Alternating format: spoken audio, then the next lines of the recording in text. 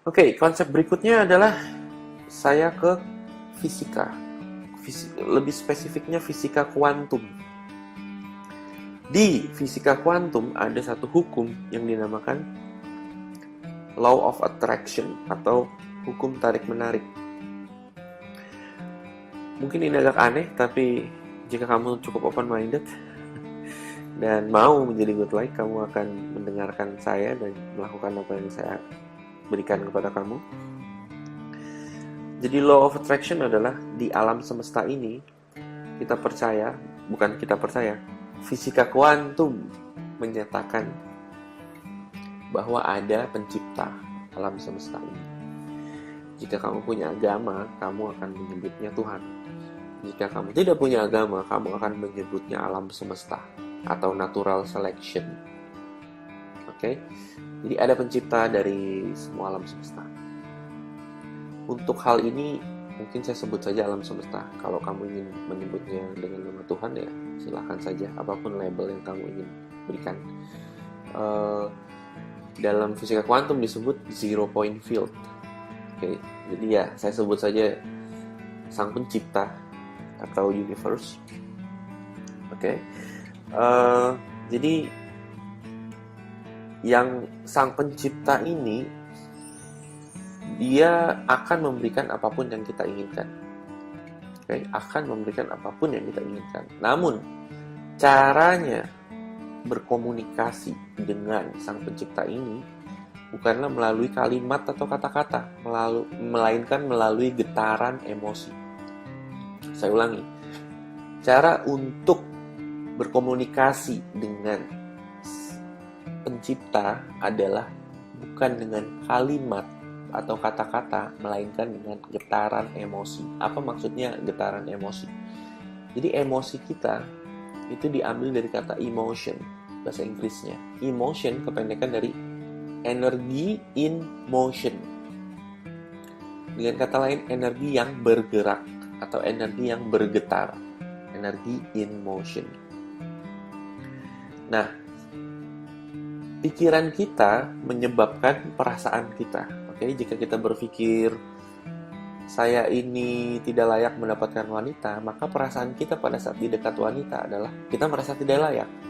Seperti itu. Jadi pikiran kita menentukan perasaan kita, dan perasaan kita menentukan getaran emosi kita. Seperti itu. Getaran emosi hanya ada dua, positif dan negatif. Oke, positif dan negatif. Jika kita memiliki getaran energi positif, maka sang pencipta akan mendengar getaran emosi positif kita dan memberikan hal-hal positif. Jika getaran emosi kita negatif, maka sang pencipta akan memberikan semua yang negatif kepada kita. Oke? Jelas? Jadi sang pencipta kita berkomunikasi dengan sang pencipta melalui getaran emosi. Getaran emosi timbul dari pikiran kita menjadi perasaan, menjadi getaran emosi. Oke? Jadi dengan kata lain, kalau kita berkata saya ini jelek, tidak ada yang suka dengan saya, perasaan kita setuju dengan itu, kita merasa jelek dan tidak ada yang suka dengan kita, maka getaran emosi kita adalah negatif. Dan pada saat getaran emosi kita negatif, benar-benar tidak ada yang suka dengan kita. Dan kita akan bilang, tuh kan benar. Ya tentu saja benar, karena getaran kamu negatif, kamu membuat getaran kamu negatif. Makanya kamu diberikan yang negatif. Sedangkan jika kamu pernah melihat orang yang pede, ya, bahkan super pede, dia berkata, semua wanita suka dengan saya, yang tidak suka dengan saya rugi, karena saya ini keren ganteng, walaupun dia tidak keren dan ganteng. Dan sepertinya dia selalu tampak beruntung. Kamu juga pasti punya teman-teman yang seperti itu, yang tidak ganteng, tidak kaya, tapi sepertinya tampak beruntung terus dengan wanita, karena dia percaya bahwa dirinya itu ganteng dan pede, dan getaran energinya menjadi positif. Dan pada saat getaran energi positif, dia akan diberikan hal-hal yang positif. Oke? Jadi ingat, ini sangat penting. Kamu berkomunikasi dengan Sang Pencipta melalui getaran emosi kamu. Oke, jadi bukan kamu minta sesuatu kayak seperti eh, Sang Pencipta alam semesta, saya minta wanita cantik, seperti itu. Kamu bilang seperti itu, bilang dengan dia. Namun jika perasaan kamu atau getaran emosi kamu merasa bahwa, wanita cantik, siapa yang mau sama kamu? Ngaca dong, lu kan jelek, segala macam.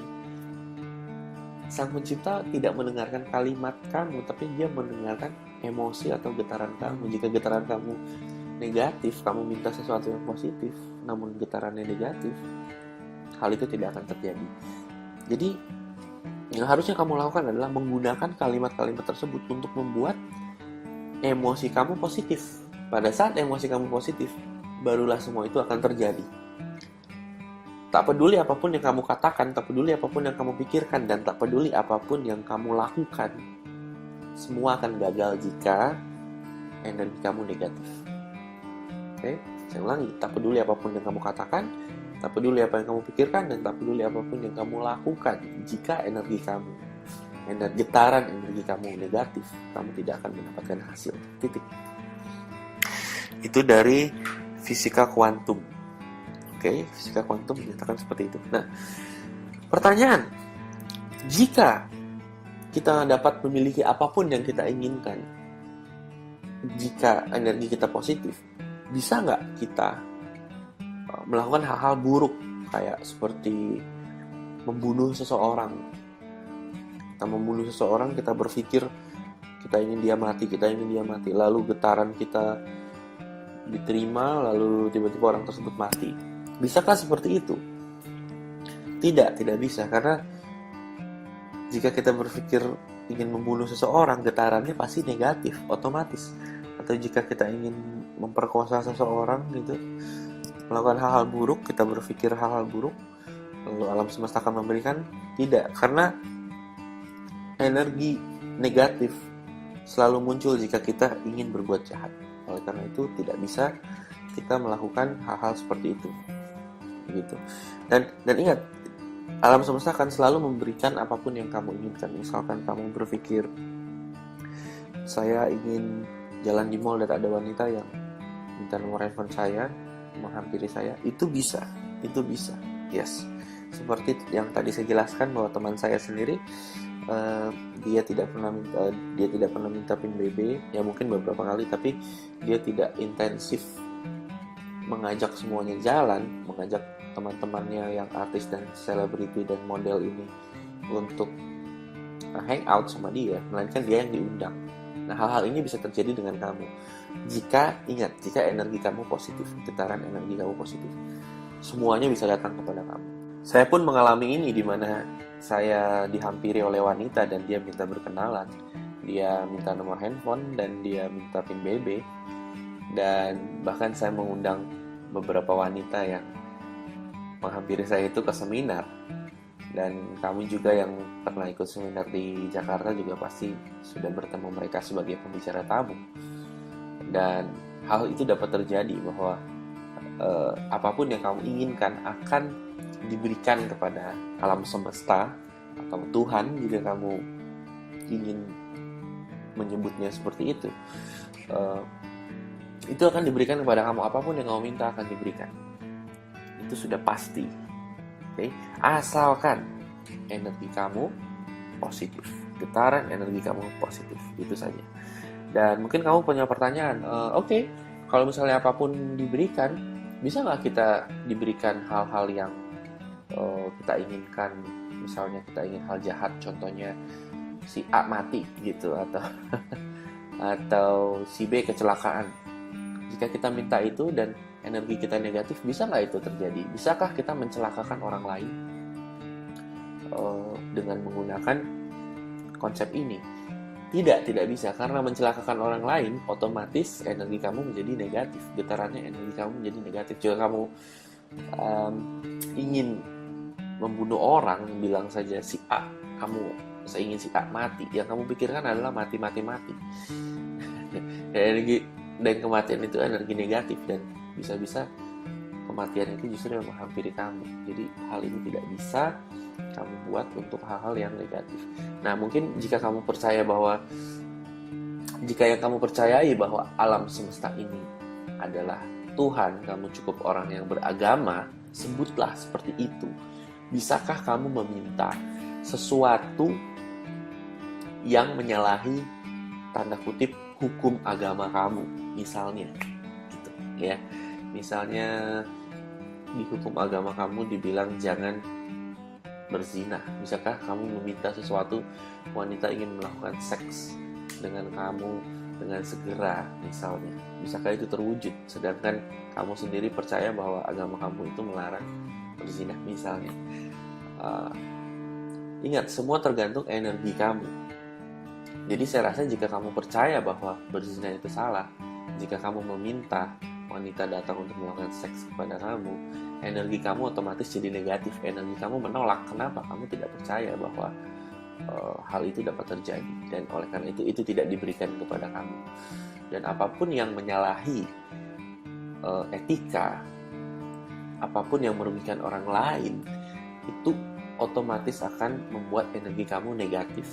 Seperti itu. Jadi hukum ketertarikan ini tidak menyalahi aturan dan tidak menyalahi etika jika kamu memintanya dengan energi positif. Dan jika kamu ingin berbuat jahat atau di luar etika, itu akan otomatis membuat energi kamu negatif, yang tentu saja akan membawa kamu ke hal-hal negatif, yang justru alam semesta akan memberikan kamu hal-hal negatif karena energi kamu negatif. Berikutnya, setelah dari biologi dan kita ke fisika kuantum, sekarang kita ke psikologi. Konsep nomor 3 di psikologi. Psikologi memiliki satu konsep, yaitu konsep yang disebut dengan proyeksi diri. Jadi dengan kata lain, semua yang kita lihat ini adalah proyeksi dari diri kita sendiri, proyeksi dari pikiran kita.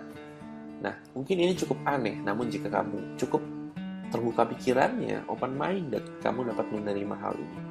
Atau setidaknya kamu membuat eksperimen, kamu bereksperimen dengan hal ini, atau kamu kembali lagi ke level 2 seperti itu ya, terserah, it's all up to you. Kebebasan dan pilihan di tangan kamu. Jadi jika kamu tidur, kamu berada di satu ruangan kecil, namun kamu menutup mata dan kamu melihat bahwa pada saat kamu mimpi, kamu melihat bahwa ada dunia. Kamu bisa melihat ada pohon, ada lapangan, ada orang-orang, ada awan, segala macam. Dan itu nyata pada saat kamu sedang bermimpi. Kamu pun tidak tahu kamu sedang bermimpi. Kenyataannya, kamu dalam satu ruangan kecil. Dan kamu dapat melihat begitu luas hal-hal di dunia. Kenapa bisa seperti itu? Karena otak kamu membuatnya seperti nyata. Dan gilanya, apakah sekarang kamu sedang mimpi atau tidak? Apakah yang kamu lihat ini adalah nyata? Atau hanya otak kamu saja yang membuat ini seakan-akan nyata? Jika kamu tahu orang yang tanda kutip orang gila, ya, dia dapat melihat hal-hal yang tidak ada karena otaknya yang membuat itu seakan-akan ada. Yang pertanyaan saya, apakah semua yang kamu lihat ini benar-benar ada atau hanya otak kamu yang membuat seakan-akan ada? Seorang ilmuwan, saya lupa namanya, yang jelas dia psikolog, dia menyatakan bahwa semua yang kita lihat ini sebetulnya tidak ada. Semua hanyalah proyeksi dari pikiran kita. Ini ilmuwan, terbukti secara saintifik. Saya lupa namanya. Yang jelas dia bilang bahwa tidak ada objective reality. Dengan kata lain, tidak ada yang di luar sana. Semua itu keluar dari pikiran kita. Saya dapat menjelaskan hal ini selama 2 jam penuh, atau bahkan 2 hari penuh. Namun, saya akan singkat saja kepada intinya. Jika kamu ingin menyelidikinya lagi, silahkan saja. Kamu bisa mencarinya di internet. Objective reality, dengan keyword itu. Dan kamu bisa mempelajari tentang proyeksi. Kamu dapat mempelajari tentang konsep proyeksi dari psikologi ini. Singkat cerita, Intinya adalah apa yang kamu lihat adalah apa yang kamu pikirkan. Itu saja. Ingat di seminar saya pernah ajarkan kamu bahwa persepsi adalah kenyataan. Semua kenyataan kamu diatur oleh pikiran kamu. Itu intinya. Jadi jika kamu berpikir mungkin, semuanya mungkin. Kamu berpikir tidak mungkin, semuanya tidak mungkin. Kamu berpikir wanita akan menghampiri kamu, wanita akan menghampiri kamu. Kamu berpikir tidak mungkin wanita akan menghampiri kamu. Seperti itu saja. Itu intinya dari proyeksi. Nah, sekarang pada saat kamu berpikir wanita akan menghampiri saya, apakah itu akan terjadi secara instan? Tidak, itu tidak akan terjadi secara instan. Kenapa? Karena ada proses adaptasi yang harus terjadi. Oleh karena itu akan memakan sedikit waktu, dan pada saat prosesnya jika kamu tidak kuat atau tidak tahan atau kamu ragu dengan prosesnya, maka hal ini tidak akan terjadi. Oke, saya akan menjelaskan lebih detail lagi setelah ini. Intinya adalah semua yang kamu lihat keluar dari pikiran kamu sendiri. Semuanya, termasuk hal-hal buruk yang kamu lihat. Oke, itu konsep ketiga, yaitu saya ambil dari psikologi, yaitu konsep tentang proyeksi. Yang keempat, konsep yang keempat adalah yang saya sebut dengan iman. Saya ambil dari agama pastinya. Semua agama mengajarkan kita harus punya iman. Apa itu iman? Bahasa Inggrisnya faith. Mungkin saya pergunakan kata faith saja. Faith adalah mempercayai hal-hal yang belum terlihat dan belum terjadi. Dan jika kita cukup percaya begitu kuatnya, maka hal yang belum bisa dilihat dan belum terjadi ini akan terjadi. Oke, itu faith definisinya. Di agama Kristen juga ada definisi faith atau iman, di mana itu disebutkan jika kamu memiliki secuil atau sekecil apapun iman, sekecil biji sesawi, maka kamu dapat memindahkan gunung. Kamu dapat membelah lautan. Seperti itulah. Jadi dengan kata lain, dengan faith kita dapat menciptakan hal-hal yang mustahil, tidak mungkin, dan hal-hal yang belum terjadi dan hal-hal yang belum kita lihat. Namun kuncinya adalah faith, percaya bahwa hal itu akan terjadi. Di seminar saya juga jelaskan bahwa percaya dulu baru terjadi, bukan terjadi dulu baru percaya. Oke, dan ini sangat penting. Percaya dulu baru terjadi itu merupakan satu kekuatan dahsyat. Inilah yang membuat The Wright Brothers yang 100 tahun, 120 tahun yang lalu dihina karena mereka bilang bahwa manusia bisa terbang, yang pada saat itu belum ada buktinya, belum ada, dan mereka dibilang aneh segala macam. Tapi mereka dapat menemukan pesawat terbang pada akhirnya karena mereka punya faith. Mereka percaya bahwa itu bisa. Dan pada saat mereka percaya, walaupun apapun kondisinya yang menyatakan itu mustahil, mereka dapat menemukan jalan untuk membuat yang mereka inginkan itu menjadi nyata. Jadi semuanya itu butuh iman atau faith. Alexander Graham Bell pada saat dia ingin menciptakan telepon, dia berkata bahwa kita dapat berkomunikasi jarak jauh. Orang-orang skeptis dan orang-orang berkata bahwa itu tidak mungkin karena yang bisa berkomunikasi jarak jauh hanyalah penyihir, seperti itu. Dan akhirnya dia menemukan cara untuk dapat berkomunikasi jarak jauh, yaitu dengan telepon. Dan gilanya lagi, sekarang telepon tidak menggunakan kabel tapi menggunakan udara, dan itu sangat-sangat mustahil jika 100 tahun yang lalu kamu berkata dengan orang-orang 100 tahun yang lalu ini pada saat itu tidak percaya. Nah, oleh karena itu yang membuat hal hebat terjadi adalah faith atau iman. Oleh karena itu konsep keempat yang saya ingin tekankan di sini adalah kamu harus punya faith. Karena faith itu sendiri akan membuka banyak jalan, banyak kesempatan untuk kamu mendapatkan apapun yang kamu inginkan, termasuk menjadi godlike. Oke? Itu keempat konsep yang membungkus seluruh konsep godlike. Oke? Jadi dari biologi ada 7 bit informasi per detik. Dari quantum physics atau fisika kuantum ada law of attraction atau hukum ketertarikan. Dari psikologi ada proyeksi, hukum proyeksi, di mana semua yang kamu lihat ini datang dari pikiran kamu. Dan dari agama sendiri, ya walaupun kamu gak punya agama, tapi konsep faith atau konsep iman ini sendiri sangat penting. Oke.